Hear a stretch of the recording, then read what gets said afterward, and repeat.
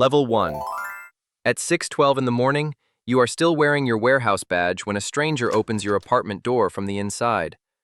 Behind him, two movers are carrying your mother's kitchen table toward the elevator. Your key is still in the lock. It fits. It just does not belong to you anymore. The man checks your name on a clipboard. 20 minutes. Mark what you're taking. By sunset, you will still have a job, a car, and a phone, the exact three things you will use to insist you are not homeless. You are 29. Until today, you have never slept anywhere you could not lock. 3 months ago, the warehouse removed 2 of your 5 weekly shifts. Then the alternator consumed the money meant for rent. Late fees turned 1 missing payment into 2. Every decision kept next week alive by making next month impossible. You knew the court-ordered lockout date. You stopped opening the letters anyway. Now 20 minutes is all that separates your life from a storage unit. You reach for the kitchen table first. The legs will not clear the back seat, and the movers will not wait. Its faint smell of furniture polish is the last physical thing you remember from your mother's apartment. You can keep the table or keep the tools required to remain employable. You choose the work boots, laptop, original identity documents, 3 shirts, a winter coat, 1 blanket, and the metal box of photographs. The table goes into the storage unit you reserved after the final notice, using the last credit on your card. Before leaving, you pull the apartment key from the lock. The property manager turns to answer a mover. You could place the key on his clipboard. Instead, you slide it back onto your ring. Outside, your entire usable life fits between the trunk and the passenger seat. Your mother is gone, your father has been absent for years, and your coworkers know only the version of you who arrives on time. One person still feels possible. Malik. You type, "I got evicted," then delete it. When he answers, you say, "There's a problem with my building. I need somewhere for a few days." Malik gives you the address you already know. That night, you sleep on his couch beneath a framed photograph of him and Tasha at the beach. Your bag stays zipped beside the front door. Malik says, "Stay a week. Get yourself straight." You promise him you will be gone before then. The room is warm, the door is locked, and for one night, the lie feels almost true. Level 2. By the second week, you wake before Malik's bedroom door opens. You fold the blanket, straighten the cushion, zip your bag, and erase every sign that someone slept in the living room. You wait until Malik and Tasha leave before showering and never open their refrigerator unless they offer food first. Malik offers to copy the building key. You refuse. Accepting it would admit the promised week has already become something else. Every late return now means waiting outside for Malik. There is a roof above you, but no part of it belongs to you. When Tasha says her sister is visiting, you can let her explain why a grown man lives on the couch. Instead, you say you have errands. You spend the afternoon in a bus station so their home can look normal without you. At work, your uniform stays clean. Nobody knows your mornings begin by removing yourself from another person's life. The promised week becomes 3. Malik never says, "Leave." He mentions the landlord asking questions. Tasha needs the living room Saturday. He asks whether any apartments have called back. You have applied. Every listing wants the first month, a deposit, an application fee, and proof that you earned 3 times the rent. The reduced shifts that made you lose your home are now evidence that you do not deserve a cheaper one. One evening you hear Tasha say, "I'm not throwing him out, I just want my home back." Malik answers too quietly for you to hear. You can stay until he must choose between you and his relationship. Or you can leave before he has to. At 4:40 the next morning, you fold the blanket one last time. You leave $40 beneath the coffee tin and a note. "Thank you. I found somewhere closer to work." Malik calls while you carry the bag downstairs. You watch his name fill the screen. Then you silence it. That night, you sleep in the car behind a 24-hour supermarket, knees pressed against the steering wheel. At 2:13 a.m., a security guard taps the glass with a flashlight.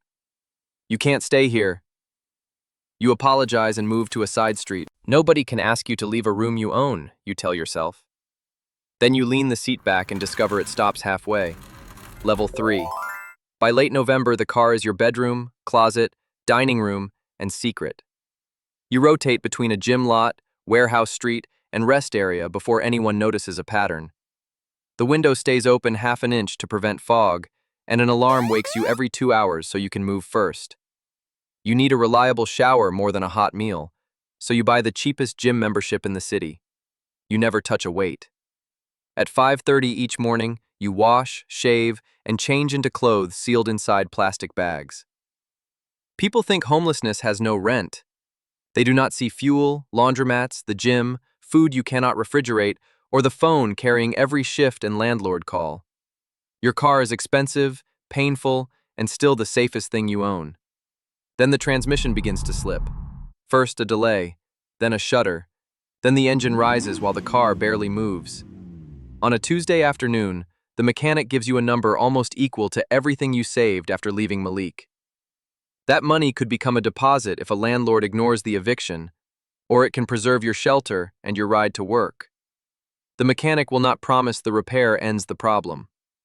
You stare at the blanket on the rear seat, then choose not to gamble every dollar on a dying room.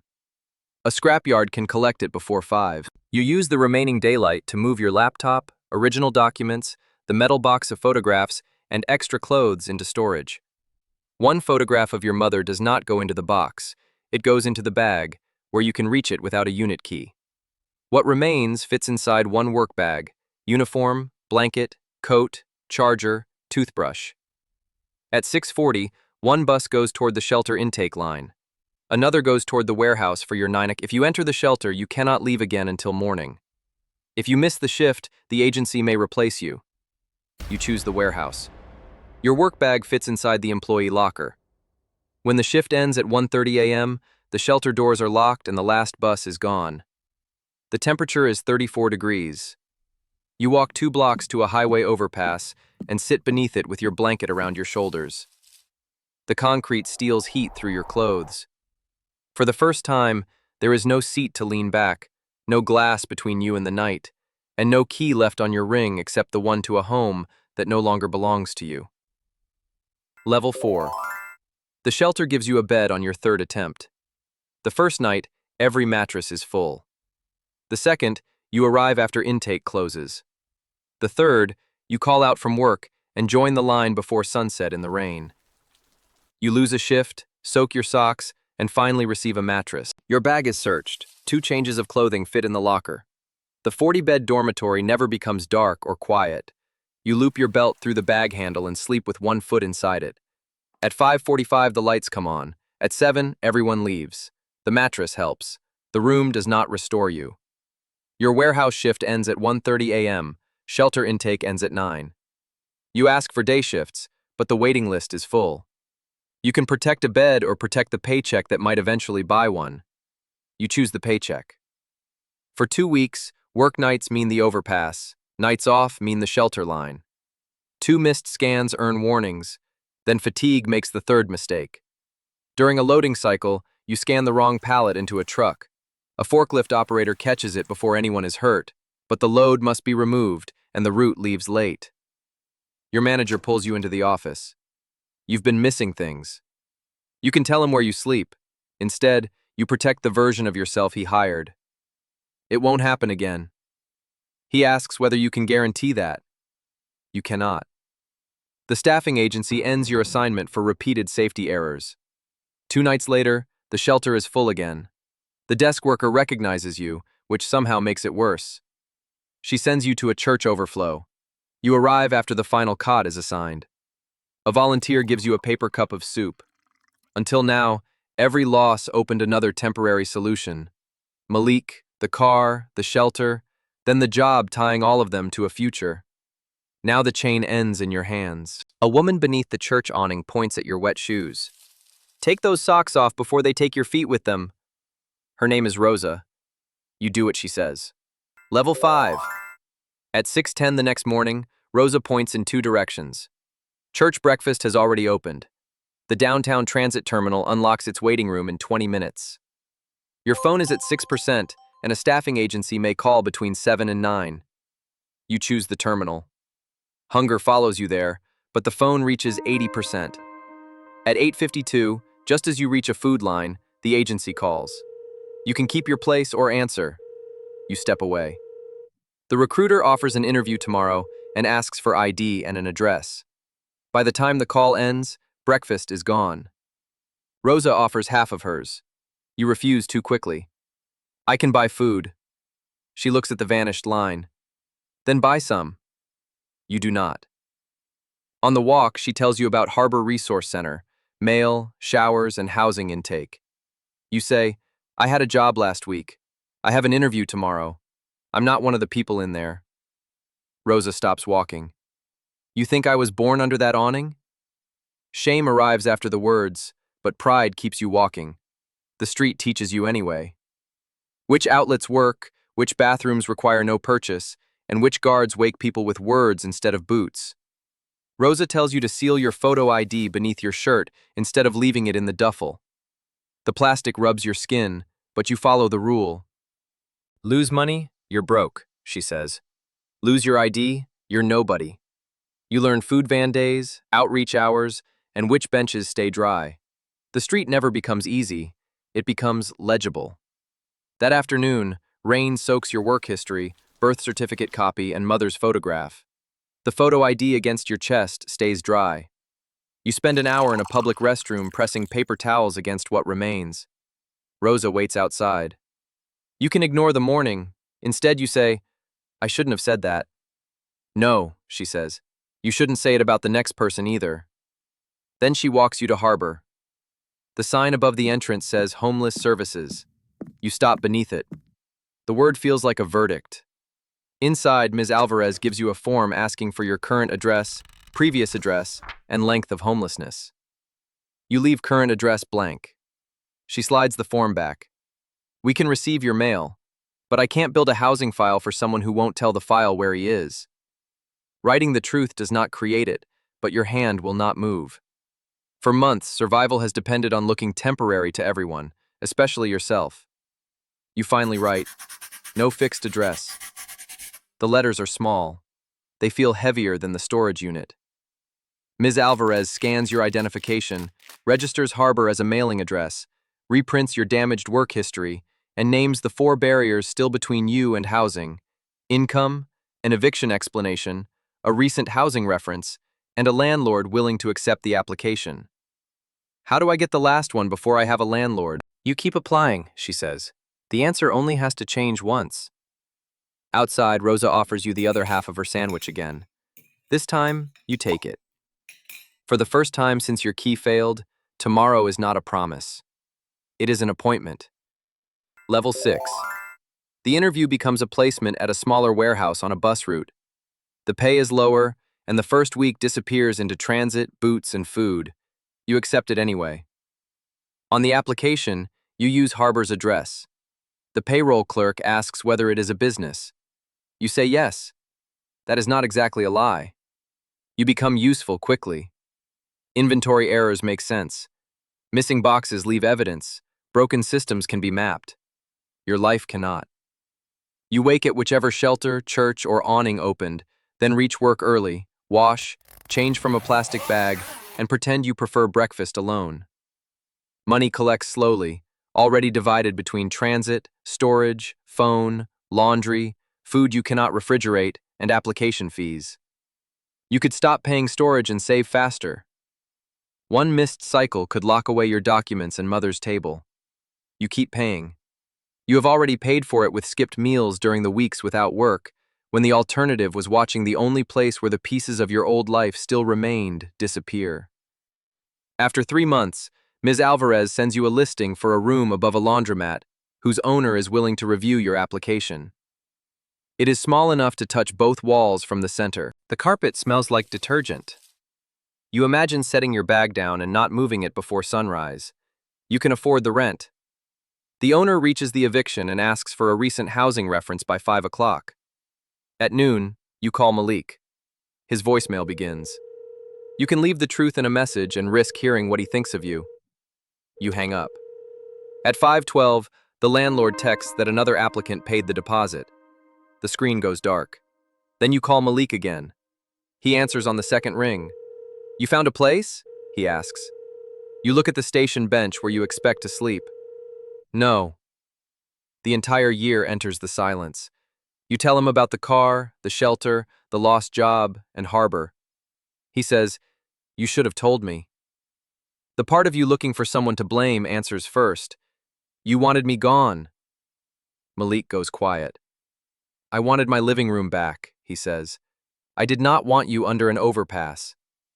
Behind him, Tasha's voice, a television, plates in a sink. The ordinary life you treated like evidence against them. "I'm sorry," you say. "So am I." He does not offer the couch again. You do not ask.